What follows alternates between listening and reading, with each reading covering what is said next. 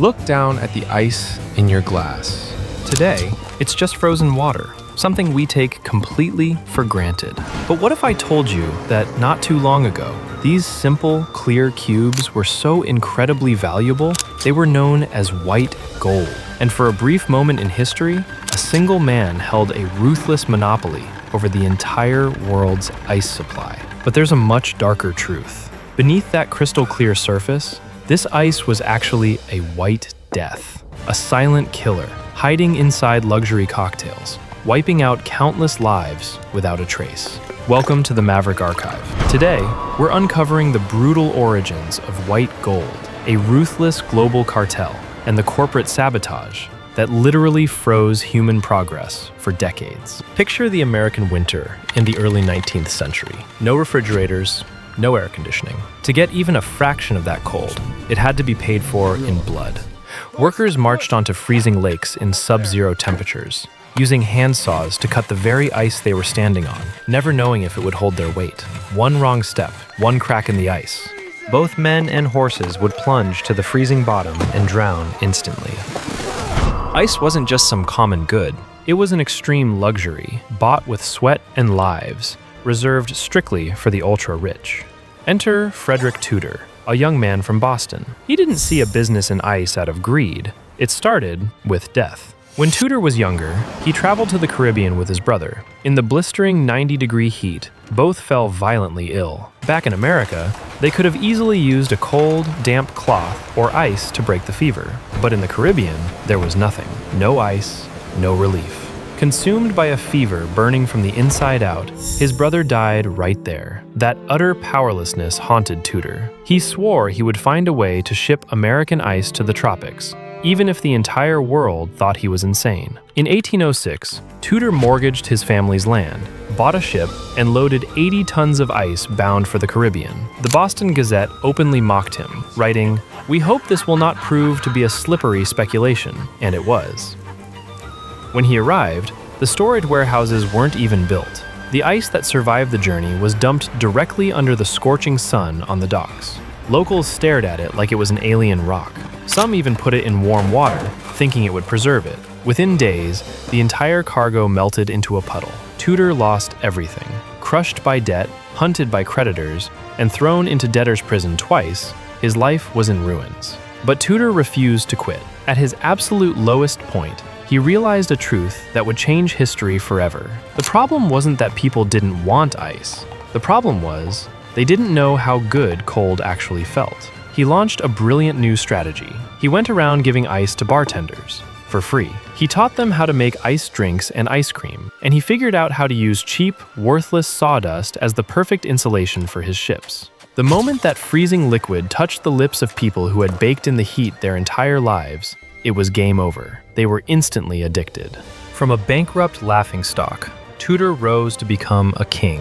He expanded his shipping routes to Cuba, India, Singapore, and Australia. Even Queen Victoria of England demanded ice exclusively from his company. His empire grew so massive, he was officially crowned the Ice King. But this is where the nightmare begins. Because when the world can no longer live without ice, whoever controls it controls life itself. And Tudor was ready to crush anyone who stood in his way. While Tudor's empire touched the sky, let's cut to Florida in the brutal summer of 1841. Inside a small clinic, Dr. John Gorrie was living an absolute nightmare. A massive yellow fever epidemic was tearing through the city. Patients were carried in with the exact same symptoms: jaundiced skin, yellow eyes, and fevers spiking over 104 degrees. Their bodies were literally burning from the inside out. The only way to ease the suffering and buy them time was cold. Dr. Gorrie suspended basins of ice above the beds,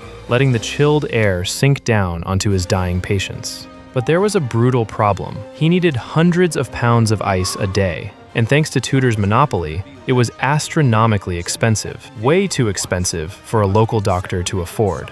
Ultimately, Gorrie had to stand there and watch his patients suffer and die, simply because they didn't have the money to buy the cold. In that desperate moment, a doctor decided to challenge God. He made a vow. If natural ice is too expensive, I'll just make my own. Gorrie obsessed over his experiments until he had almost nothing left. He spent years trying, until one night, he cracked a fundamental secret of physics. If you compress air and then let it expand rapidly, the temperature plummets. He built a machine that used a piston to compress air, then channeled that freezing cold into a vat of brine holding molds of fresh water. And just like that, the world's first artificial ice tray was born.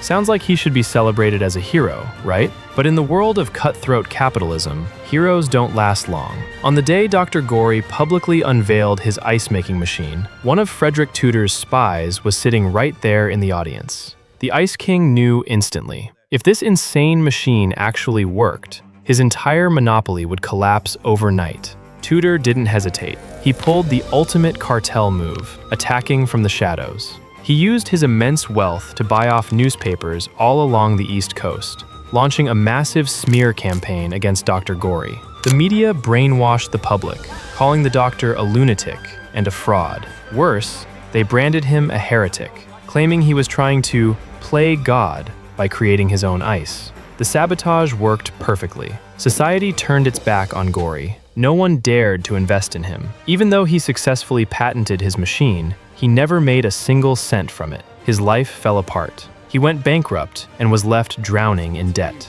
10 years later, the man who invented the world's first refrigeration machine died completely alone, without a penny to his name. And in a cruel twist of irony, he died from a severe fever, the exact same condition he had spent his entire life trying to cure.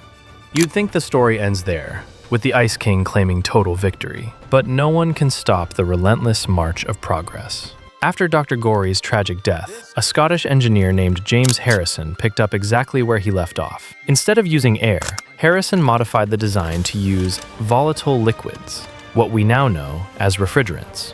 It worked flawlessly, becoming the mechanical foundation for every modern refrigerator on Earth today. But the thing that finally allowed artificial ice to crush Tudor's massive empire wasn't just better technology. It was the death hiding inside natural ice. By the mid-19th century, the world was plunging headfirst into the Industrial Revolution. Factories, farms, and booming cities exploded overnight. And they dumped everything, chemicals, raw sewage, and animal carcasses, directly into the rivers and lakes. That natural ice from the north, the ice people worshipped as pure and God-given, was actually freezing diseases right into its core. The disgusting truth finally surfaced when people started falling violently ill after drinking their luxury iced cocktails. Hospitals that used natural ice to treat wounds were giving patients massive infections. And worst of all, it became a major trigger for devastating outbreaks of cholera. The artificial ice companies, carrying Dr. Gorrie's legacy, struck back immediately. They launched one of the most ruthless and brilliant marketing campaigns of the era, declaring to the public,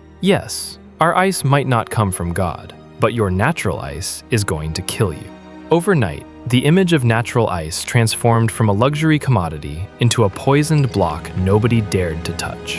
And just like that, the global cartel Frederic Tudor built with his own two hands collapsed. Human engineering had finally defeated nature.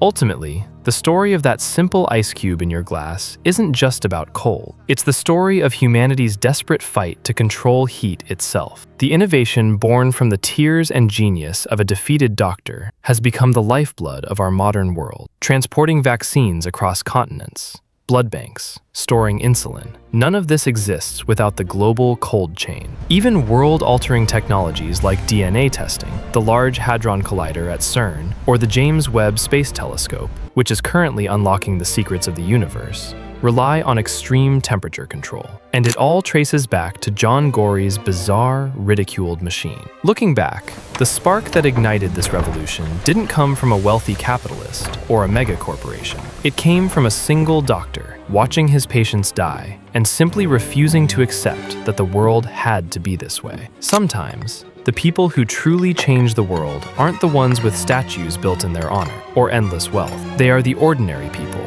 willing to be broken and destroyed just so the rest of the world doesn't have to suffer. The historical file on the Ice King is now closed, but there are still countless mysteries waiting to be unearthed. If you don't want to miss the hidden truths, hit that subscribe button and turn on notifications. We'll see you in the next file on the Maverick Archive.